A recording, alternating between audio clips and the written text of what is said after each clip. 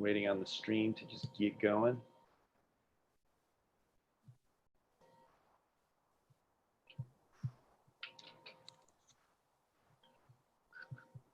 Should be just a few more seconds. For everybody that joined, we just, to start off, we're having everybody throw their local time in the chat. All right, we're good. Stream is up. Awesome. Well, I'll give just a real quick intro to Juan Benet. He's the, if you guys don't know, I'm sure a lot of our participants here are familiar with Juan and the work that he does, but he is the founder and current CEO of Protocol Labs. He's probably most well known for his work with IPFS and Filecoin, which is what this hackathon is about. Hopefully you're here as a part of HackFS. That's what I'm here for. We're super excited for the events this week and then the actual kickoff next week. It's going to be an amazing full 30 days of building and creating things with all of you guys. I'm going to be learning about a lot about Filecoin and IPFS and the whole ecosystem.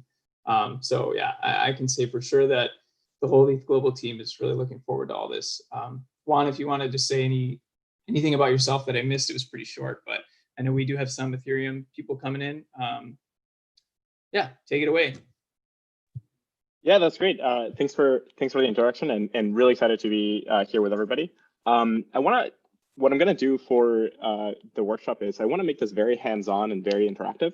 So really want to make it a learning session where everybody can kind of try things out, follow along, play around with the tools in the tech, ask questions, and then kind of as we the goal is to give you a good understanding of the tools and how to use them and how they work, so that then you can use that as a good entry point to then learn more.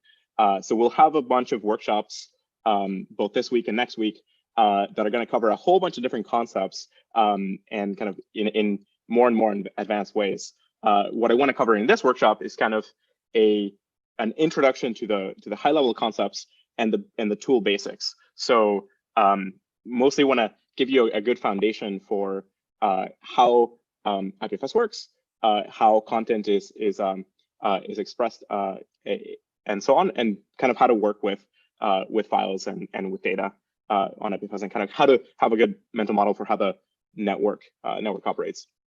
So yeah, and yeah, the goal is to do as little through concepts as possible, and as much as we can directly working with the tools in the command line and the web. So yeah, that's the goal. And so I'm gonna have I'm gonna be sharing my my screen, and then we'll just go with that. One sec.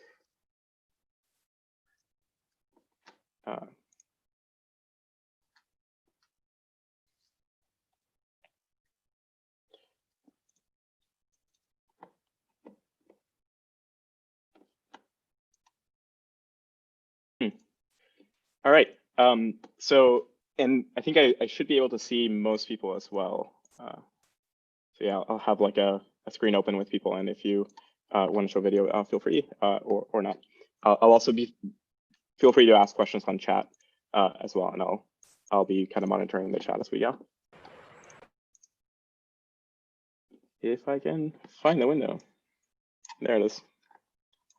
Zoom tends to overlap a bunch of things and pin things to the screen in interesting ways. Cool. So let's see. Everyone can see that screen, I'm guessing. Thumbs up. Yeah. Cool. So this is again very intro workshop. Very hands-on, not really conceptual. There's a lot of conceptual talks out there. You can go and watch those on YouTube. Happy to give you a bunch of links out there, but you can just kind of search. And we'll, there's a lot of really good material out there that kind of goes very deep into all the concepts in IPFS and so on. That's not this workshop. This workshop is meant to be hands-on, trying things out.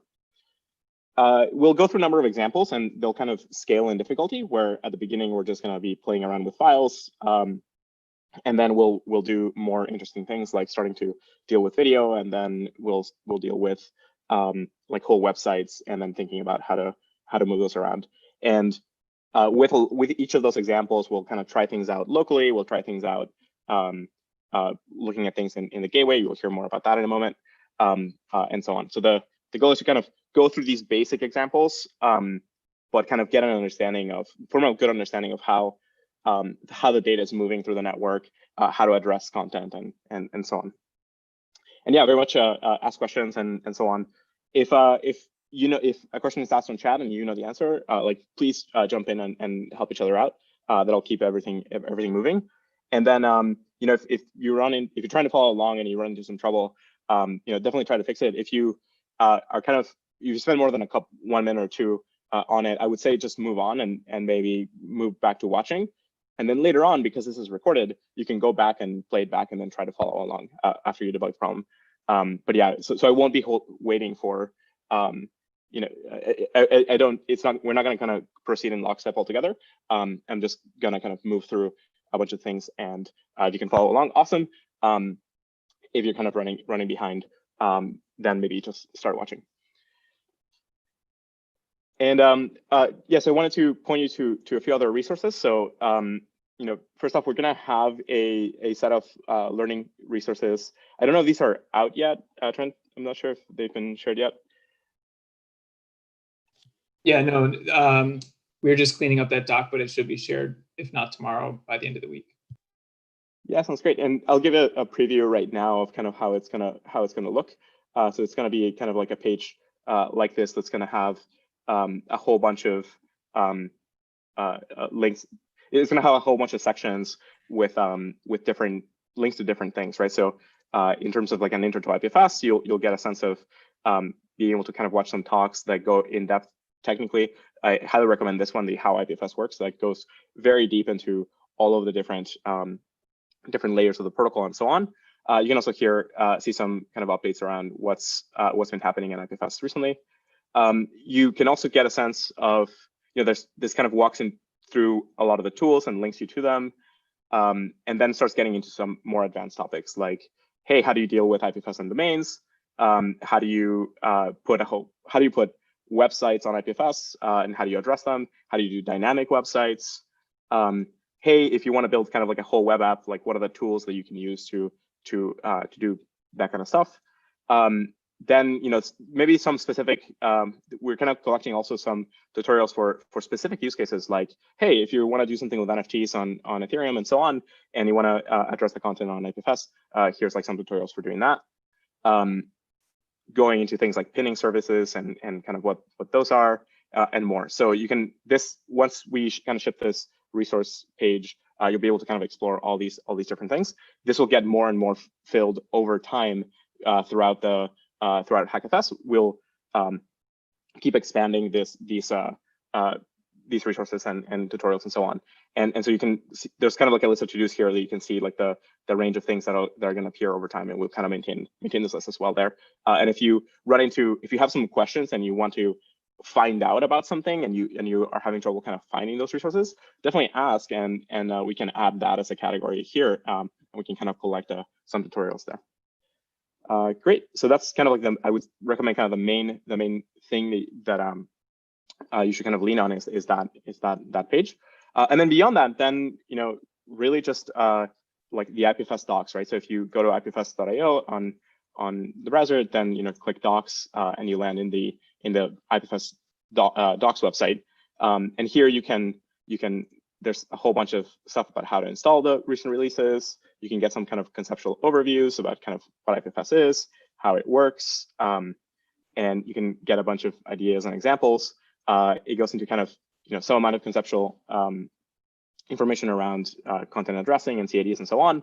But then you can also get, like, you know, very direct how-tos of how to do a bunch of different kinds of things, how to configure a node, how to deal with bootstrapping and so on. This might not make sense to you just yet, but that's okay. Here, this kind of how-to section in the docs is going to be really, really useful over time. So expect to kind of find a bunch of useful stuff there.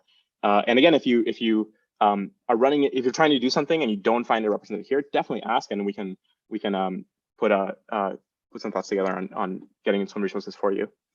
Another thing I'll mention is there's a lot of videos on YouTube. So if you just look for IPFS on YouTube, you can find a ton of different things and tutorials and so on. So definitely go check those out. Those can be a really useful set of resources as well. And if you look at the IPFS channel on YouTube, here you can.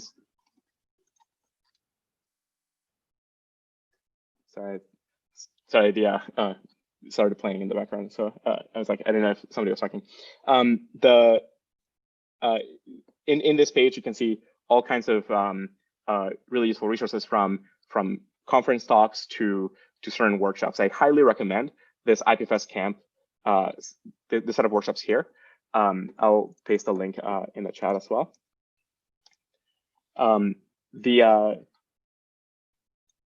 Let's see, unable to see the browser screen. So you just wanted to be zoomed in more, I'm guessing. Is that better? All right, hopefully that's good. Yeah, so this set of workshops is really useful. These are kind of like, each of them are kind of an hour long, and they go into a bunch of different concepts. So we're most likely not going to be repeating most of these. In fact, I think we'll have one, I think was lipid one, but most of these are good to just watch directly from this playlist and kind of follow along with it. So highly recommend this set of workshops that are already recorded. And there are probably other things here that you can use. You can go into kind of the videos or like playlists section, and you can find all kinds of things there, including more conceptual stuff and so on. So the project does all kinds of things through this YouTube channel, including recording some kind of organization meetings and so on. So you can kind of follow along with what the core devs are doing. Probably I'd also recommend, there's a whole bunch of also lightning talks here from a lot of people using IPFS, so you can get a sense and ideas of how people are doing stuff. So that's definitely like cool to check out. So here's for example, a talk from Textile about buckets. Here's a talk from Microsoft and their Ion identity system. There's talks about how Netflix is using it for containers. There's stuff from Pinata on how to do pinning and so on. There's all kinds of like really useful things here. So highly recommend using this set of resources. Then from there, I would say there's also a ton of tutorials on the web. So you can also just search online and you can find a lot of really good tutorials. A lot of people are writing about this. And you can find a lot of the stuff in the blogs of various groups and companies who are building tech around IPFS. So want to recommend Textile, Pinata, Temporal, Fleek, and a few others that have just been writing like really awesome stuff along the way, kind of helping people understand how to do lots of things. And finally, Q&A. So a lot of the time when you're playing around with new tech, it's really useful to be able to kind of ask questions when you're stuck and kind of get help quickly. So for that, we're going to have kind of a dedicated channel where you can get help throughout the next 4 weeks on a lot of IPFS things.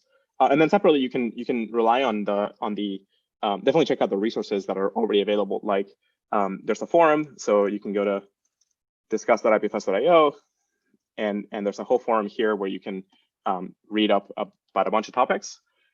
You can go to the GitHub pages of various tools and so on, and kind of search through that. And you can also ask in Stack Overflow. So you can check out Stack Overflow and write IPFS, and you can see there a bunch of different questions about different things. I think there's like 33 pages of stuff.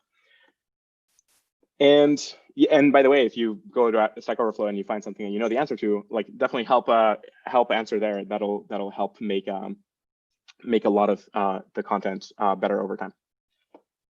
Great. So let's move on. So I want to just kind of touch on a few concepts lightly because that'll be useful for the rest of the time. So yeah, this is not going to be like a full explanation. If you're unfamiliar with these, you're not going to leave like knowing it fully, but at least you'll get a sense of it. So the first one is content addressing. You can, when you think about IPFS, you can think of how the web works in normal HTTP world, where a lot of clients are connecting to a single server, and you're requesting information directly from that server. The addressing of information in that model is location addressed, where the URL is pointing to the IP address of some computer, and you're asking that computer for some content and some files. The way that IPFS works is that it makes the entire web work peer-to-peer by addressing the content with hashes directly, so the hashes of the content. And so this is what's kind of known as content addressing. So the idea is that you map, kind of like human readable names and so on directly to the cryptographic hashes of the content, and that gives you kind of a secure way of distributing the content and distributing the information to everybody. So the creator of content or the publisher of content doesn't have to be the party serving it. It can kind of be served by anybody. And again, for all these concepts, there's a lot of really good explanations on videos. The next one is DAGs, or directed acyclic graphs. These are kind of like a key part of how IPFS works. And so you can read a good explanation here. The important thing is to just think about how, at the end of the day, files on computers or all kinds of data is structured in some set of data structures.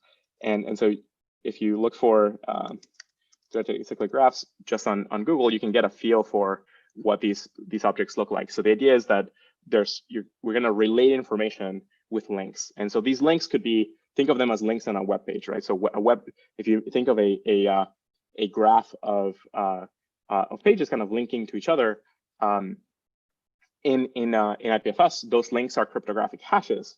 And then that gives us kind of the secure context and the secure linking between all these pieces of information. That means that anybody can make a link from one page to another page and make that link be secure, and so nobody can tamper with the content and so on. It's the same idea behind how blockchains work, and the same idea behind how Git works and so on. And then so hashes. Probably most people will be familiar with hashes in some form or another. These are cryptographic functions for kind of creating a short string that maps to a much larger amount of information in kind of a tamper-resistant way. So there's could probably write a lot about hash functions, but the basic idea is this is what enables us to make those links in these graphs, where one page can link to another page using the cryptographic page hash of that other page. And then the last concept is DHTs, which is distributed hash tables.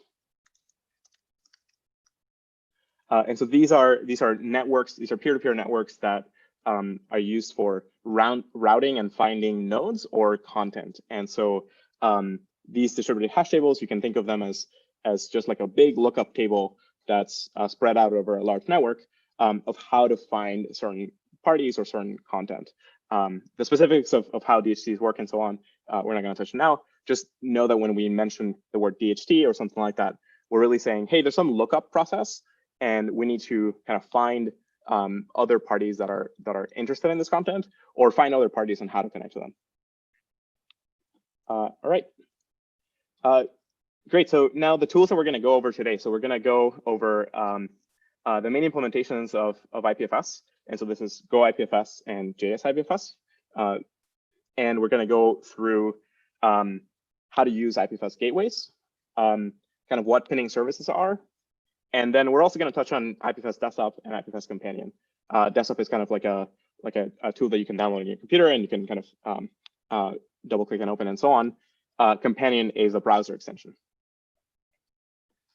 All right, let's get to the examples. So I think so if you don't yet have IPFS, you can go to the website. You can click on install up here, and you're going to get to move to this section. And so what we're going to need for this workshop is mostly we're going to be working with a command line at first, and then we're going to move to kind of desktop and the browser and so on. So here you can just click the Get the CLI button, and here are a bunch of instructions for how to do it. And I'm going to back. So here are the instructions for me. I'll just do it along so we can see what's going on. Let me know if that's a good font size.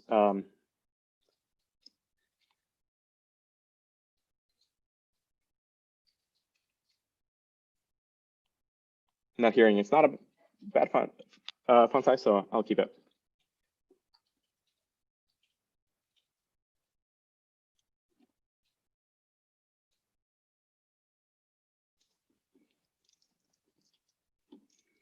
Great. So then now I've downloaded the release. So now I just unpack it, and I run just bash install.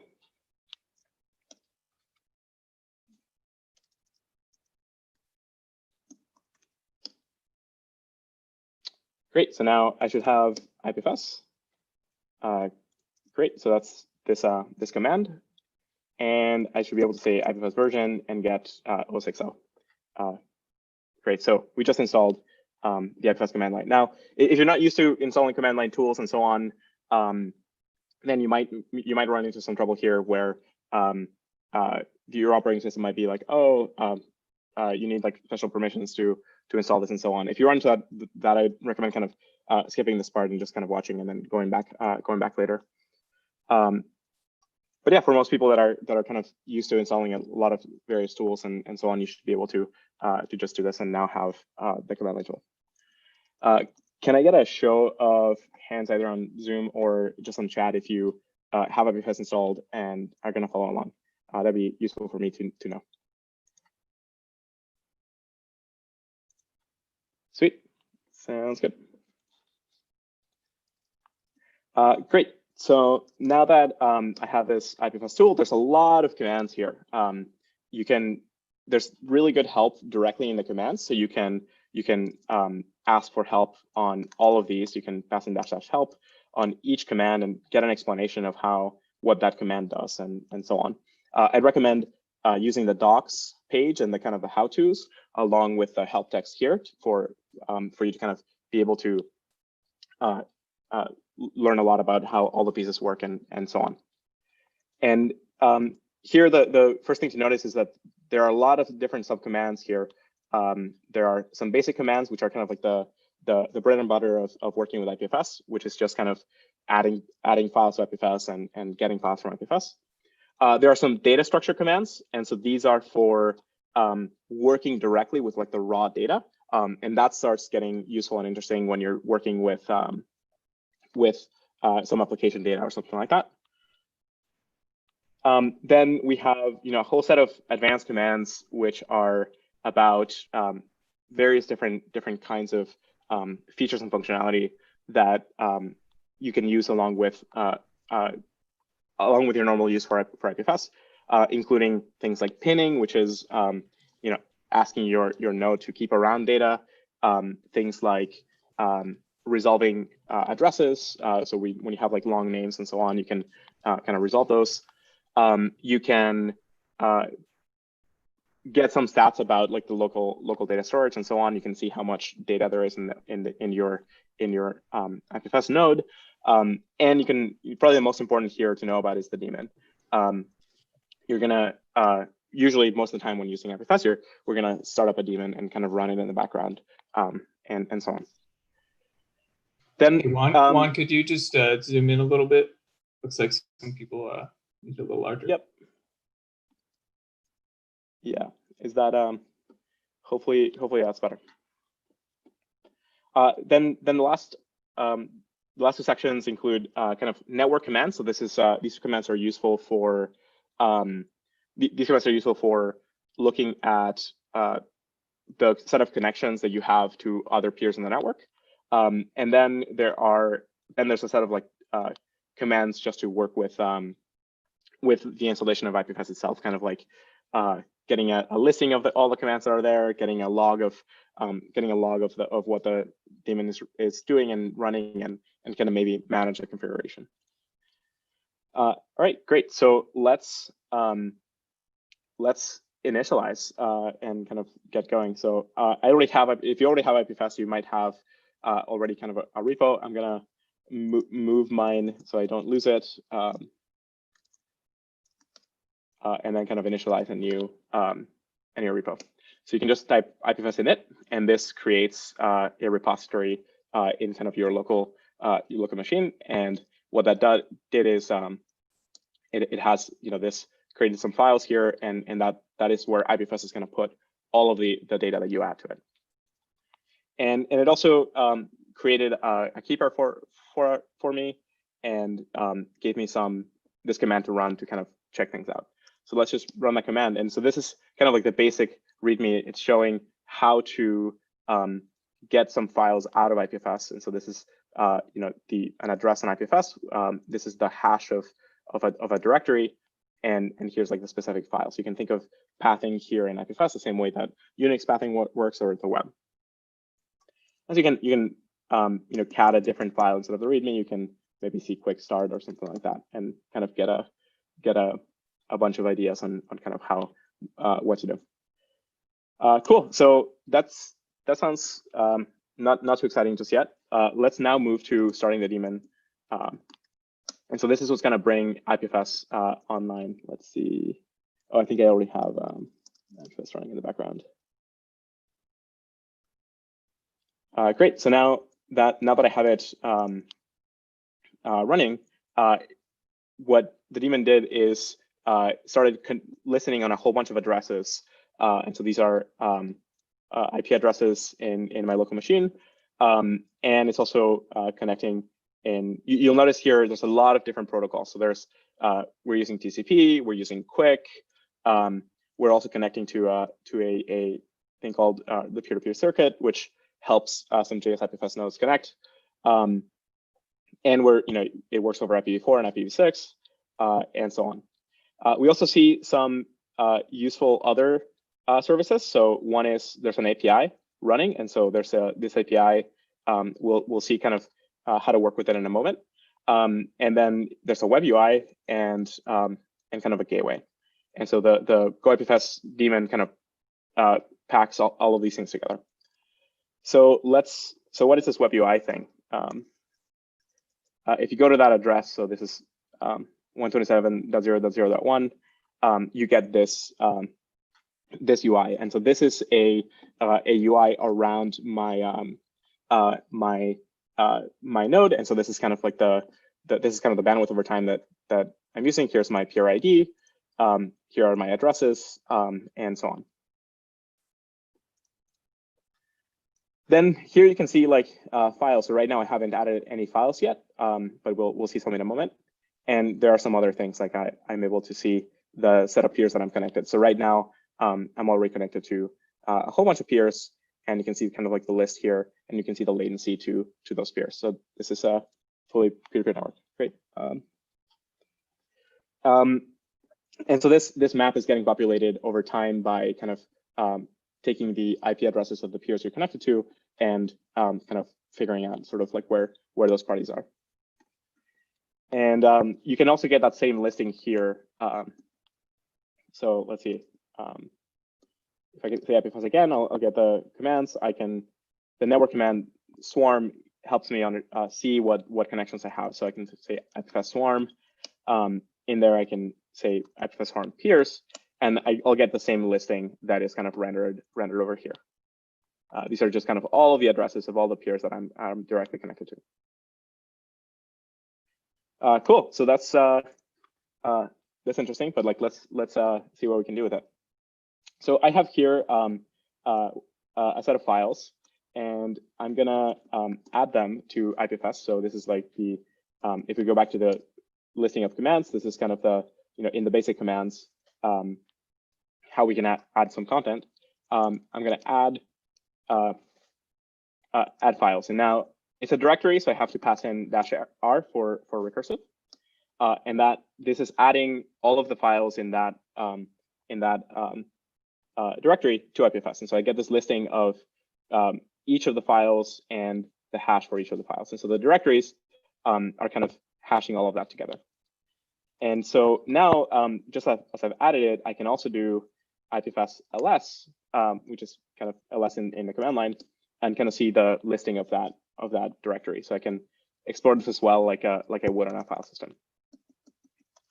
But the fact that it's now on IPFS means that I can view it online as well. So if I go to localhost 8080, which is this gateway port over here, I should be able to post the exact same, use the same hash here to kind of view that content.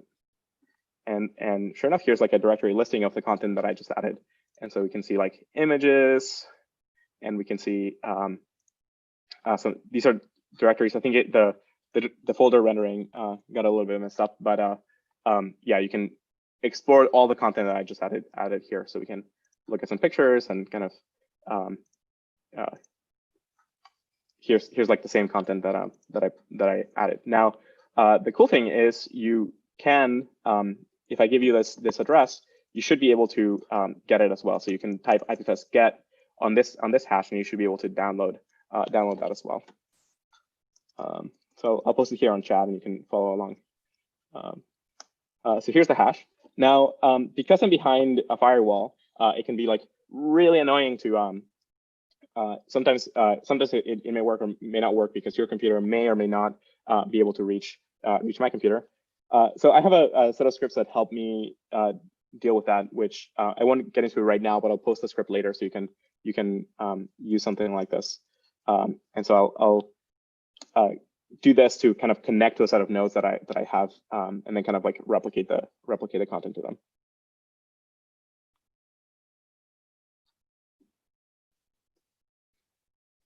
And you should be able to download the same content as well. So if you do IPFS get, you should be able to kind of download that. Let's see. I'll open another window. IPFS get on that hash, then it should.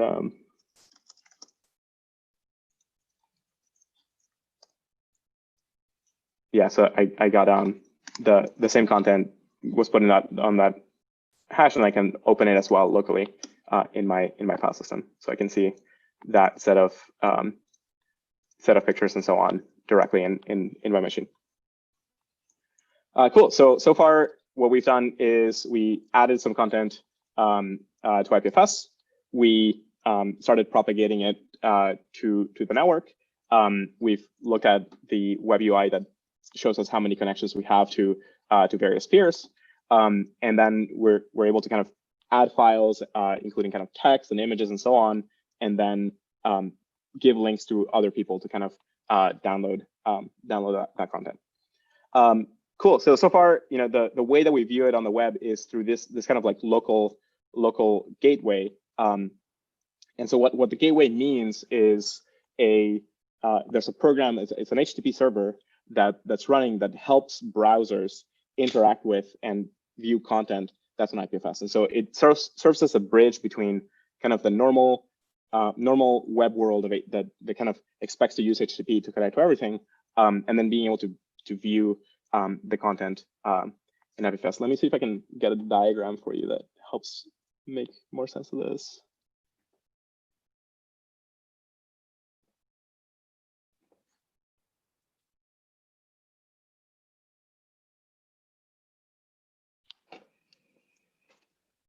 Sec.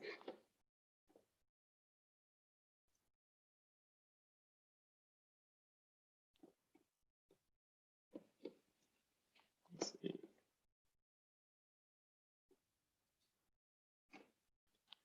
Yeah, so I think a good diagram for this is like you can think of a gateway as a way for browsers and so on to connect through HTTP to a special IPFS node that then kind of connects out to the rest of the network and moves the data around. So that's so every Go IPFS installation comes along with one of these gateways, and that's so that you can use your own browser to view your content locally. That gateway is only just for you; nobody else can access it. But that can also be used to kind of host some interesting services. So as an example, we run one global gateway that you can use to view the content and address it in the world if people don't have IPFS yet, and that's at gateway.ipfs.io. So an example is we can take the same hash that we had here, and then view it on gateway.ipfs.io and get the exact same content. So you should be able to. This is kind of how links tend to work. Let's see. I'll post it here. So most of the time you'll see links like that. You can also, for convenience, drop the gateway dot, and then this kind of works. It's a little bit confusing sometimes to just use http://ipfs.io/ipfs and so on, because that's also kind of the page of the project. But that works. There's also a number of gateways from other people that run them, and so you can look on Google for IPFS gateway checker, and so here's like a listing of a whole bunch of gateways that you can find. And so this JavaScript page is just pinging a bunch of them right now to see if they're online, and kind of gives you the time that it took them. So you can find hours here, you can find Cloudflares, you can find a lot of pinning services run gateways. So Infura and Pinata and Temporal and others run their own gateways. And so that means that if you want to give a link to somebody that doesn't yet have IPFS or doesn't use it, you can give them a link to to this gateway. And there are a whole bunch of folks who are building services and businesses around just kind of providing these gateways and with added services and so on. But again, this is kind of like a kind of in between world where we're using kind of HTTP to kind of enable browsing of this content without kind of like running the protocol and connecting to a lot of parties yourself. This is especially useful in mobile. So for example, the Opera browser now in mobile can resolve IPFS content directly by going through a special gateway. And so that way they kind of help make sure that those phones are not connecting to hundreds of connections and so on, which would be kind of resource intensive for a phone, but they can resolve all the IPFS content that they want directly on web pages. And what's really cool about that is that you can start using kind of the protocol handler, sort of the way that it's meant to work, which is right now we're using links of the type we're using links kind of like this, which is not which has kind of like this HTTPS prefix and so on. But with once a browser kind of supports functionality for the protocol, you can change the link into just having it's like this is tricky. So you can just have IPFS:// and then the content directly, and like that is kind of like a nicer way, and this is kind of like the way that it's meant to be, and that way it doesn't kind of hop through HTTP first. Right now where a lot of browsers are starting to add support for this in various ways. The best way to do it is through a tool called Companion. We'll check out Companion in a little bit later. Cool. So now let's start diving into a little bit of how the data itself is structured. So like, what is this hash? What's in the content? Like, how does that magic work? Let's see. And I see some questions on the chat. Yeah, what about Brave and Mobile? I don't know about Brave and Mobile. I think Companion only works on desktop, Brave desktop. I don't know that mobile is there. But one cool thing is the Brave team is adding Go IPFS support directly into Brave. So it's gonna kind of run along with the tool there. I don't know if in mobile they're planning for that yet. I think that might be later on. Others here on the call might know more than me. Great. So let's explore what's in there. So I talked earlier about kind of there's these graphs and so on. Let's see what that means. Let's see if I have this tool. Yeah, great. So I have a special script that I can share later. And what this script allows me to do is it allows me to kind of extract the kind of like shape and the topology of the graph, and then lets me visualize it. So it's called GraphMD, and I can give it kind of any CID, and it kind of outputs a lot of dot formatted graph. So then we can look at it. And so I just need to pipe that into dot, which is a GraphViz tool, and so on, to see kind of an SVG. And then I can open that SVG. Oh, on text. Let's open it with Chrome. And so this graph is the representation of the content that I just shared with you. It's here's the hash of a directory. Here's like the specific directories underneath that, and then here's more stuff underneath that stuff, and you can see kind of like images there and so on. And so you'll notice that the files, if they start getting big, they'll start getting chunked. So for example, this portal1.jpg here is getting chunked into a multiple chunks, and that is done to just have a small chunk size for objects, which are easier to move around. That brings all kinds of good properties. You know, if you have a file that's gigabytes large, you want to chunk that into smaller pieces. But it also helps a lot with deduplication. So if you end up with like replicating a lot of the data, IPFS is really good about just deduplicating all of that content.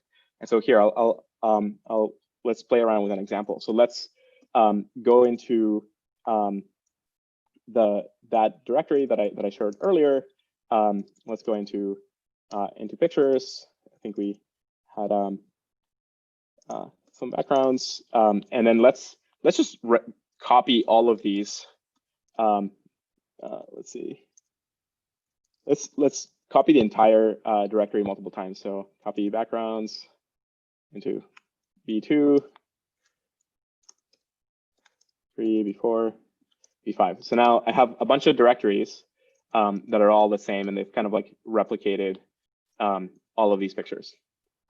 So now let's do the same thing that we did before, add it to IPFS, and then see how it got added. So now I get a different hash because these files, these directories got added. Now that kind of accumulated up into the root, and that ended up kind of changing the hashes alongside in the links. But you'll notice that these hashes are the exact same. So that means that those directories are entirely duplicated, not just the files, but the directories as well. So if we do kind of, if we try to visualize that again,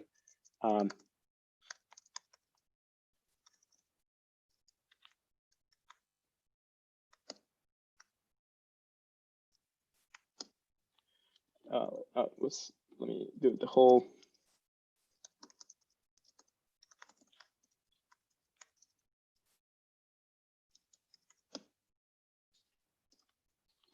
Then what happened here is we can see that there are a set of this particular hash that is pointing to, that has a bunch of different directories, is pointing to exactly the same object, and then so that directory is getting entirely duplicated, and then I think there's a bug in my script where like right now it's kind of representing each one of these files is a little bit different, but because those are kind of independent coming from the directory. But the point here is like all of those replicated files and so on got deduplicated in the underlying graph. So all of that data is not duplicated. So those files only got added to IPFS once.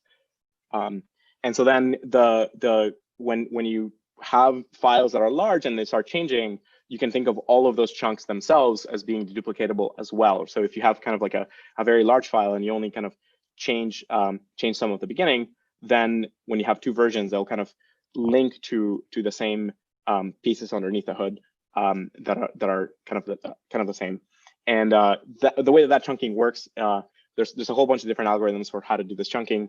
IPFS supports like different chunkers, and a really like interesting project for a hackathon might be to play around with different chunkers and maybe make some specific chunkers that are tuned for specific files.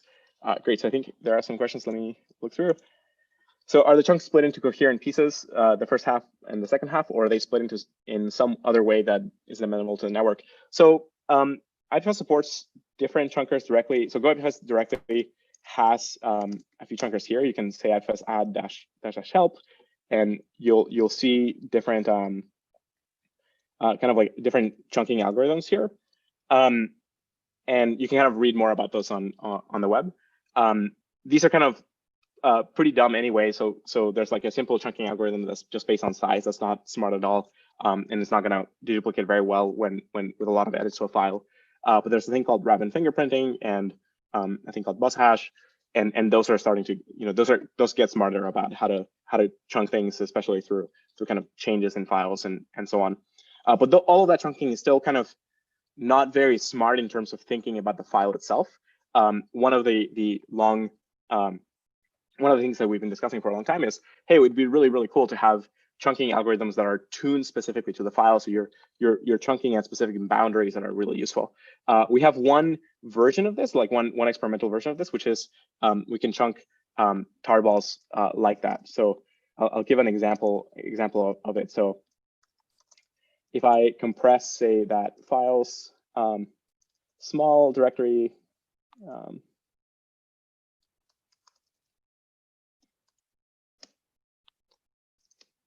now I have this like files-small.tar, and then I add, I think there's an IPFS tar command. Yeah, so if I use a specialized IPFS tar command and I add that to IPFS that way,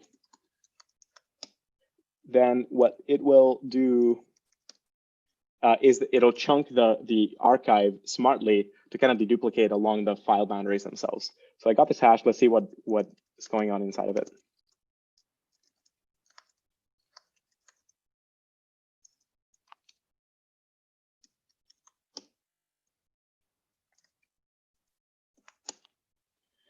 So here I got something kind of a little bit more crazy, but what's going on is that each of the tar headers, so this is chunking the tar file smartly. It's looking at each of the headers themselves and treating that as an object, and then looking at the files themselves and chunking that as an object itself.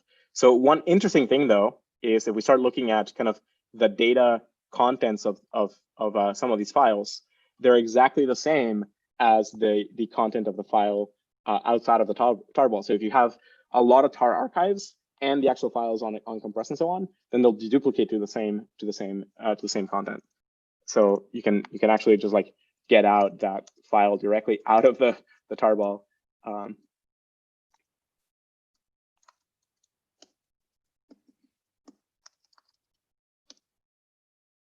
Yeah, so this is kind of like pulling it out of the tarball, and it's the same exact hash that that was in the comment. All right, let me see if there are other questions. I think I answered the one on Brave and Mobile. Let me know if there are other questions that I haven't covered yet. All right, great. So far we've added some content to IPFS. We've looked at it on the gateway. We've moved it to each other and so on. And so we're getting a sense of like how static content like documents and images and files kind of sort of move around. We've looked under the hood to see how those files themselves are chunked and kind of moved around. We've talked about the duplication a little bit. Now let's do something more interesting. What about like, so yeah, we can move around files and so on in a peer-to-peer way, but what about websites, right? So this is kind of where the gateway to browsers becomes like really, really interesting and useful, because you can put entire websites into IPFS this way. So for that, let's see, what is a good website? Let's find a website hosted on IPFS. There's a whole bunch of them. I believe the HackFS website itself is hosted on IPFS. So I think we can find out about that in, I think if I do IPFS DNS, is this a thing?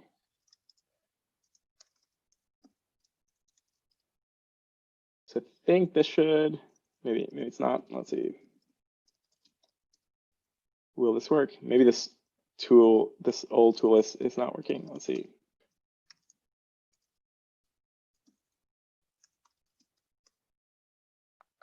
Yeah, there we go. So I can do IPFS ls directly. So I can do hackfs.com, and so I can can't reset the name for some reason. Oh, I think the DNS link is not set up yet. Yeah, let's do it with the IPFS.io website. So this whole website is on IPFS itself. So this is kind of like the IPFS.io website. So this whole thing itself is in IPFS. And so let's maybe grab a docs one. Let's see if the docs one will work. Yeah, great. So let's just get ipns.docs.ipfs.io. And so this is going to download the whole website to my machine. I actually don't know how big it is. Okay, great. Just 5 megs. Surprising that it's taking a while. Sometimes it can take a bit of time to like find the right content. You should be able to like also do this yourself, and you can like download the whole website. So now we have kind of this docs.ipfs.io website, and so like this is the whole thing itself. Here's like the index.html and images and so on, and like all of the files and whatnot. And so we can you can like deploy whole like this is you can think of this entire website as moving as just a static bundle directly on IPFS. So let's try to replicate that. So let's make a website ourselves. My first IPFS website. Let's add some content to an HTML page. Now let's maybe copy one of those pictures.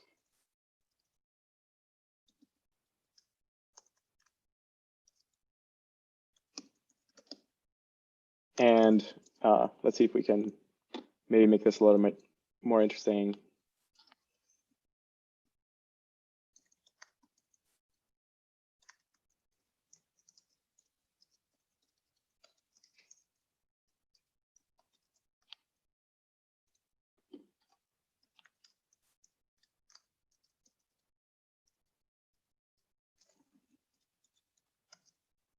Great. So now I have some index.html that has just a super basic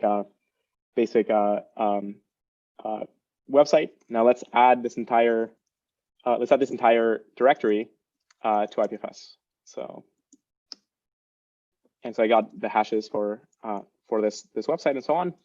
And now we can go to localhost 8080 and get that content. And so we can see like the images that I posted. Let me make the text a little bit bigger so we can see it. Oh, that's right. I need a body. Standards.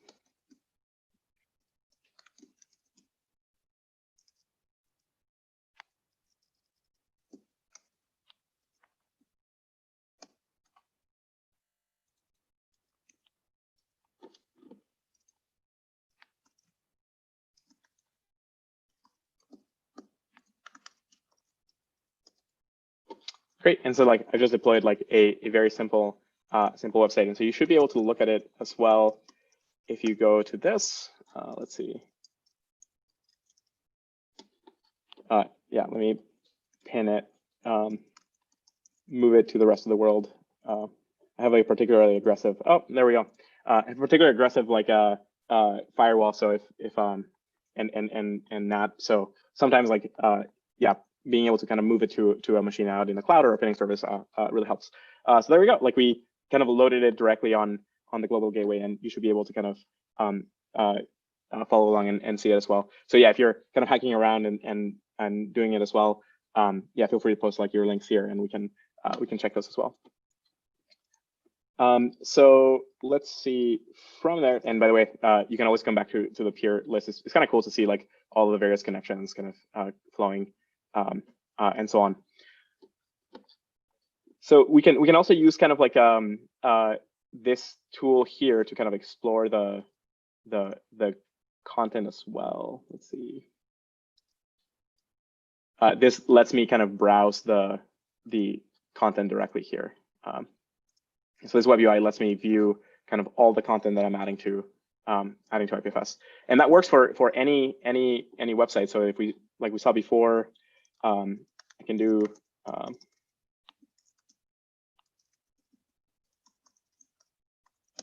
can like resolve the content for docs and kind of browse that. And so here's like the entire website for docs. There's a whole bunch of like websites that are hosted this way. I think like the ENS management tool is itself an IPFS tool. Let's see. Let me see if it is.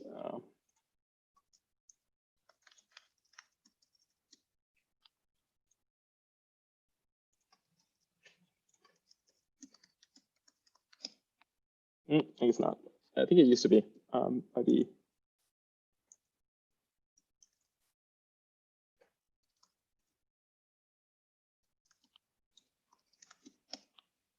Yeah, it's probably might have broken. Yeah, but you can grab any kind of content or IPFS website or something that you find. You can always put it here and kind of explore it this way. You can get a sense of like the content in there. And this GUI tool also lets you kind of import files directly into IPFS. So like if I were to open the images folder directly, I can drag and drop things into this as well. I think you have to like drag it into the import button, and then I can look at the content here, and I can like grab links, copy the CAD and share a link to other parties. So there's a I wonder if like maybe drag and drop will work. Yeah, I guess so. I think didn't like that there was already a duplicate name. There we go. So you can just drag and drop content directly into this web UI, and you can add. So this starts pushing into out of the command line more into GUI tools. We can kind of explore kind of adding and so on things this way. Sweet. So then we've seen how to like deploy websites statically and so on directly to IPFS. Now all of this stuff is made easy by a whole bunch of tools. So I'll give an example of one here. So Fleek is a really good tool that lets you. It's kind of like a Netlify type tool that lets you just kind of have a GitHub repo, and if you kind of push content to that GitHub repo, Fleek will kind of follow along, add it to IPFS, and then update a domain name. So you can have like a bunch of domains kind of pointing to this. So in fact, the Filecoin, there's like this website I made recently called for Filecoin Ignite, and this is kind of hosted with Fleek, and it makes it super easy to just have a standard, single page website and so on, deploy it to GitHub, link it to Fleek, and then it'll kind of constantly pull that, add it to IPFS, and then update the domain name. I probably won't go into the domain names here, but we might in a future workshop and kind of how to add DNS domains and ENS domains and a couple of domains and so on. So we'll kind of get into that next week. But there's a way of like having a really nice human readable domains, map those to IPFS content, and then have that be totally automated by tools like Fleek and others that let you do this in a kind of in a smooth way. But kind of like the underlying what Fleek is doing is kind of like the same operations that we're doing here, which is just grabbing the content, adding it to IPFS, grabbing those hashes, and then kind of pointing a domain to that hash. Cool. So let's see how we're doing on time. I think we're like at 6 now. I had a probably one last thing I wanted to show for this kind of basics, which is getting a little bit into the desktop and companion. So I'll try to do that kind of quickly, and then we'll go from we can pick up on a lot of the more kind of advanced uses of IPFS and so on later in the week and next week. So great. So desktop is a software tool, so less aimed for developers. And so I started with a command line here because I wanted to kind of tune that for hacking with IPFS and developing. But I wanted to also cover the fact that there are UIs that you can recommend to folks who are not developers and who are not used to installing things that way. So if you go to ipfs.io again, and you go to install, here you can get IPFS Desktop, and you can download the, we gotta make this install process a little bit nicer, but you can download here Desktop for Mac, Windows, and Linux. So you can just download the tool. It's very big because of Electron. It kind of bundles Electron in there. So happens to be like a large tool. I already have it installed, so I'll just open it. So if I open, I gotta kill my local tool before.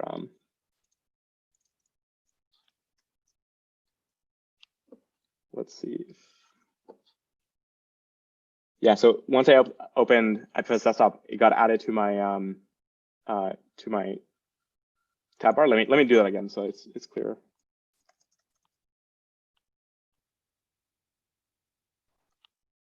So yeah, if I open this app, it will just add it to my toolbar here. That might be too small for people to see. Oh, I think it errored out. Yeah, I have like a very experimental setup, so my desktop might not be working. I'll show a demo of desktop working later on in the week.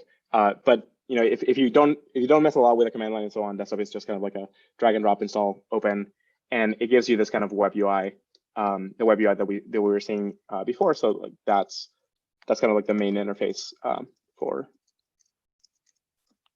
desktop. Let me open my.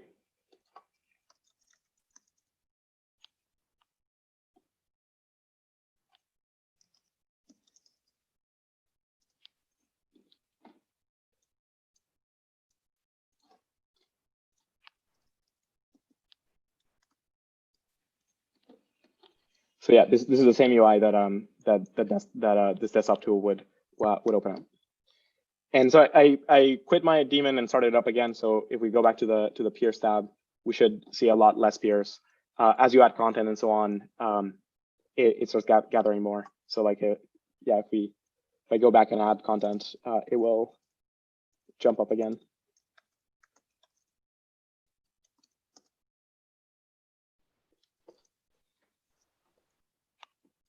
This should refresh in a moment with a lot more peers. Yeah, there we go. It's like climbing up. Cool. So then maybe the last thing I wanted to show is Companion. So Companion is this tool for the browser. So let's go back to the install page.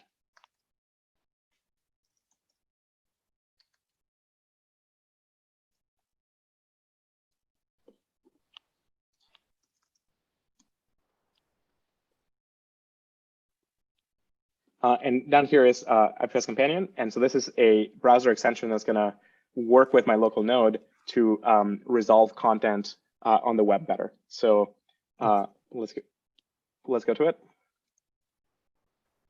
Here you can get it for Firefox or for Chrome. So you go for Chrome. And so I already have it installed, so I already have it, but you would then install it here. Here, I'll just remove it and then install it again.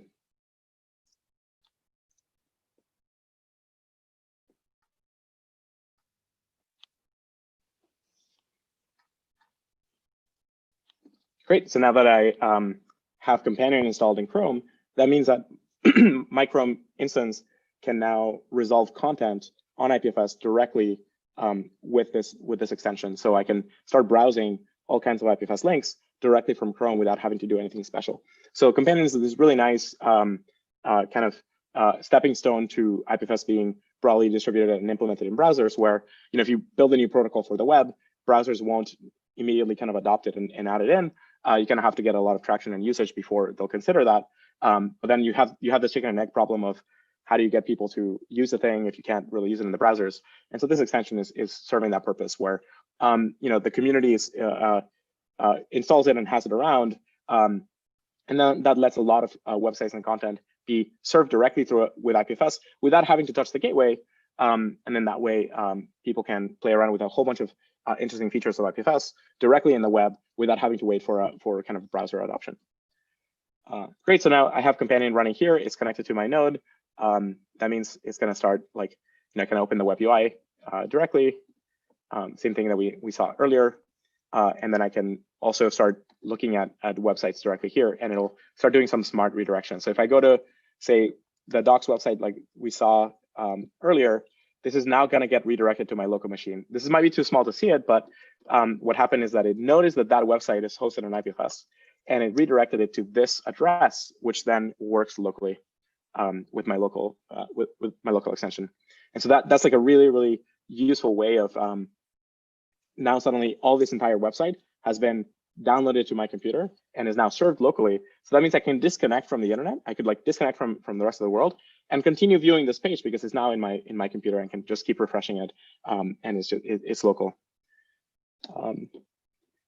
Great. So I think these set of tools, so Go IPFS in the command line, the gateway for to be able to kind of give people links that don't run IPFS, and then kind of companion added to the browser to be able to kind of resolve links directly with a local node, and then desktop for users who kind of want a desktop application, kind of form like the basic tools that a lot of people working with IPFS and building things on IPFS end up using.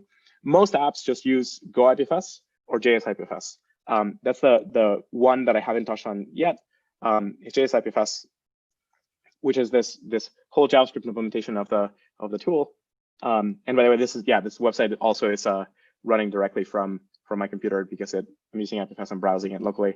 So JS IPFS itself is so a whole implementation written in JavaScript, and you can play around with kind of examples directly here of how to use it and so on. If you're writing anything kind of like a front-end application where you want to use IPFS, not just to kind of distribute the website, but to start doing something more important by starting to play around with like the peer-to-peer network directly in your app, like you're starting to build like a peer-to-peer Twitter or something like that, then you might want to use JS IPFS to be able to kind of deal with all those connections and so on. We'll get into this much more advanced topic next week into kind of exploring how to use JS IPFS, how to build applications with it, and so on. So great. I think that's probably most of the content that I had to cover today. Kind of summarizing, we went through these implementations. We looked at some of the tools. We looked at how content is structured and modeled. We talked about how files kind of distribute through the network and through content. And we kind of looked at a whole kind of host of resources where you can learn a lot more about the tooling and how to do various things. And definitely go check out tutorials. Next week we'll get into a much more advanced set of things around not just how to move static content, which kind of this workshop was aimed at, but then now how to build applications with the tooling, and if you're building kind of how to model the data for applications and so on. So I'll take from here. I'll take some questions and then kind of wrap. So I see. Is there any built-in encryption available for IPFS just before upload, right after download? So the encryption is not yet built in. So there's the connections themselves are encrypted, similar with TLS. I think TLS shipped recently. But the content itself is not encrypted by default in IPFS. It's because a lot of the content is kind of published websites that people should be able to look at it. But you can totally pre-encrypt things before you put them into IPFS, and there's a whole set of tools that are emerging to do that encryption for you. So one that I'll kind of plug here is textile buckets are a way of kind of addressing a set of content and then kind of encrypting it, and then kind of moving it around encrypted and having keys. I was going to kind of demo. There's a tool called IPFS Sync, which is kind of like simple encryption that I showed us an example of how you might do something like this. And so you can see like this tool. Let's see if I'll kind of kill companion because it'll download a lot of data that I don't want it to download directly. Let's see. So this tool just like grabs some encrypted content and then kind of decrypts it directly in the browser. It's kind of downloading it right now. And so this is kind of like a whole bunch of all of this content was encrypted before it hit my browser. It hit my browser, decrypted it on the fly, and then kind of rendered it here. So this is kind of like how you can send kind of like an encrypted little Dropbox-like thing. It's static, so this is not a dynamic thing. It's not a full solution, but it kind of gives you an example, and you can even like rickroll people with it and so on, which is a key staple of the internet. But yeah, I think like there's a whole bunch of tools that you can use for doing that encryption for you. Great. Any other questions, or happy to. I'll be on chat and so on, and you can definitely ask a lot of questions about IPFS there, and we'll have more workshops next week. If there are not any more questions, I'll wrap up. This has been really great. Good intro to HackFS, the event, and I'm sure we already have 4 more events. So really quickly before everybody wraps or everybody heads off, I'm gonna just run through a quick list of things. Most people I think are here for HackFS, so we're very glad to have you, but you've got to make sure to stake the 30 DAI. If you're having trouble with that, we know there were some issues with credit cards and stuff, please just DM somebody from ETHGlobal, and we'll make sure to take care of that as soon as we can. But you have to do that if you want to stay in the hackathon after this weekend. After that, we'll be sort of trimming out the Slack just to make sure we've got people who are committed to the event for the 30 days. Yeah, again, just DM anybody if you have issues. Kickoff is Monday, 12 p.m. Eastern time. We'll have an opening ceremony type thing where Kartik, one of the ETHGlobal co-founders, is going to give a short talk, just introing the event. Juan's going to give a talk, and there might be a few other small things, but definitely make sure to attend that. If you can't attend anything else, it'll be a really good event. Highly recommend it. And then just after that is when hacking actually starts, so about 1:30 Eastern. And like I said, there are 4 more intro events, very similar to this. If you're not familiar with the Filecoin or IPFS ecosystem, very much recommend people check their emails for the calendar invites. We've already sent a bunch. Hopefully it didn't go to spam, but yeah, check your emails.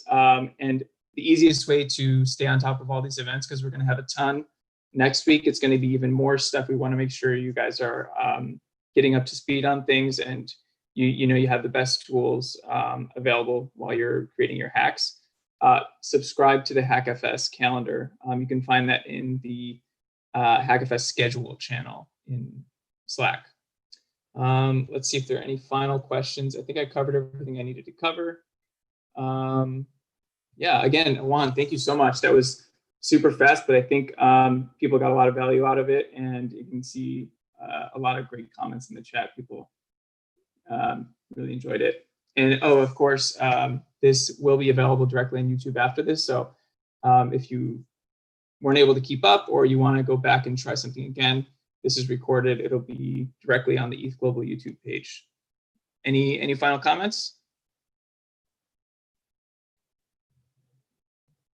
You're muted.